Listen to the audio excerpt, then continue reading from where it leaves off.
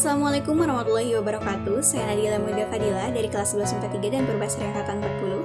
Pada kesempatan kali ini saya akan melaksanakan pengujian SKU poin 12 yaitu dapat menjelaskan di muka umum tentang sejarah kepramukaan Indonesia dan dunia. Jika kita berbicara tentang sejarah kepramukaan dunia, tentunya kita tidak lepas dari tokoh besar yang menjadi perintisnya yaitu Lord Baden-Powell of Jewell. Berikut disajikan biografi singkat tentang Lord Baden-Powell of Jewell. Ia memiliki nama lengkap Robert Stephenson Smith Baden-Powell dan nama panggilan Baden-Powell atau dipanggil BP. Nama BP akrab dipanggil oleh para pandu dengan nama kecil Stephenson dengan tempat tanggal lahir kota London, Inggris 22 Februari 1857 dan wafat di Amerika 8 Januari 1941. Ayahnya adalah seorang guru besar geometri di Universitas Oxford, Inggris yaitu Profesor Domin Baden-Powell. Sedangkan ibunya adalah Miss Henrietta Grace Smith, seorang putri dari Admiral Kerajaan Britania Raya yang terkenal yaitu William T. Smith. Baden-Powell dianugerahi gelar Lord Baden-Powell of Jewell dengan julukan Baron oleh Raja George V.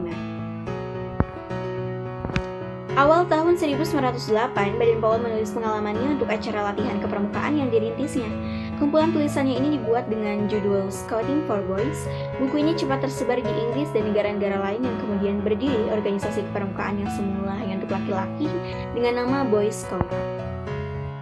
Pada tahun 1912, Baden-Powell bersama adik perempuannya Agnes mendirikan organisasi pramuka untuk wanita bernama Girl Guides.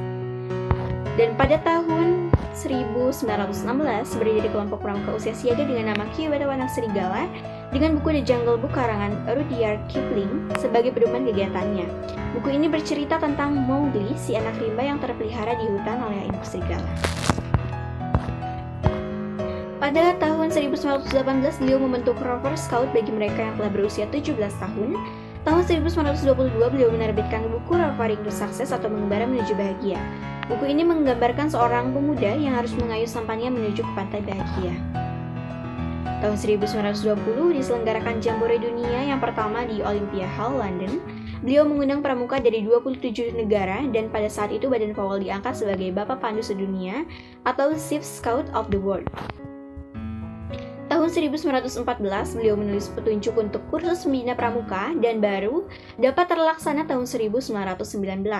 Dari sahabatnya yang bernama W.P. Du Bois McLaren, beliau mendapat sebidang tanah di Chingford yang kemudian digunakan sebagai tempat pendidikan pembina pramuka dengan nama Jewell Park. Masih pada tahun yang sama, dibentuklah Dewan Internasional Organisasi Pramuka yang beranggotakan 9 orang. Kota London ditetapkan sebagai kantor kesekretariatan pramuka sedunia, meski kemudian berpindah ke Ottawa, Kanada, pada tahun 1958 setelah ke Geneva, Swiss pada tahun 1968. Selanjutnya adalah sejarah kepramukaan Indonesia. Terbagi menjadi 3 bagian pada masa pemerintahan Belanda, masa pemerintahan Jepang, dan pasca kemerdekaan. Gagasan Baden-Powell yang cemerlang dan menarik itu akhirnya menyebar ke berbagai negara termasuk ke Nederland atau Belanda dengan nama Uitvinder. Oleh orang Belanda, gagasan itu dibawa ke Indonesia dan didirikan oleh organisasi yang bernama Nederland Indische Uitvindersvereniging atau NIPP atau dalam bahasa Indonesia dikenal dengan Persatuan Pandu-Pandu Hindia Belanda. Beberapa organisasi kepanduan lain juga turut muncul setelahnya seperti Sarekat Islam Afdeling Uitvindery dan Japanese Uitvinders Organized. Puncaknya saat itu adalah bergabungnya beberapa organisasi menjadi satu, hingga akhirnya beberapa organisasi kepanduan bergabung membentuk organisasi kepanduan lain. Tahun 1930 terbentuklah Pandu Pemuda Sumatera dan tahun 1931 terbentuklah Persatuan Antar Pandu Indonesia dan ada beberapa lagi yang lainnya. Berdasarkan catatan sejarah, gerakan pramuka atau kepanduan sudah berkontribusi sejak Kongres Pemuda pada 28 Oktober 1928 yang melahirkan Sumpah Pemuda. Sejak saat itulah, pramuka di tanah air berkembang pesat seiring kesadaran masyarakat yang kian meningkat.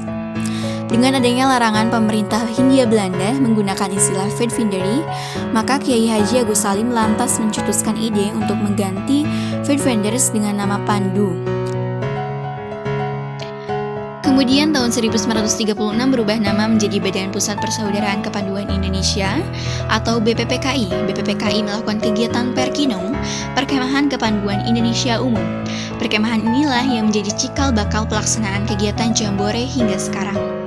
Pada masa pemerintahan Jepang, Adapun pada masa pendudukan Jepang, gerakan pramuka tidak banyak menunjukkan perkembangan. Terlebih lagi kala itu pemerintahan Jepang melarang adanya organisasi kerakyatan, termasuk juga gerakan Pandu ini. Pada pasca kemerdekaan, setelah kemerdekaan Indonesia tanggal 28 Desember 1945 didirikan organisasi Pandu Rakyat Indonesia di Solo yang menjadi wadah kepanduan di seluruh Indonesia. Pada tahun 1961, terdapat 100 organisasi kepanduan di Indonesia yang dibagi menjadi 3 federasi, yaitu Persatuan Kepanduan Putri Indonesia, Ikatan Pandu Indonesia, dan Persatuan Putra-Putri Indonesia. Dan pada tanggal 14 Agustus 1961, gerakan pramuka diperkenalkan secara resmi kepada seluruh masyarakat sehingga pada hari itu diperingati sebagai Hari Pramuka. Mungkin itu saja yang dapat saya sampaikan. Terima kasih atas perhatiannya. Mohon maaf atas segala kekurangan dan apabila ada kesalahan. Terima kasih. Wassalamualaikum warahmatullahi wabarakatuh.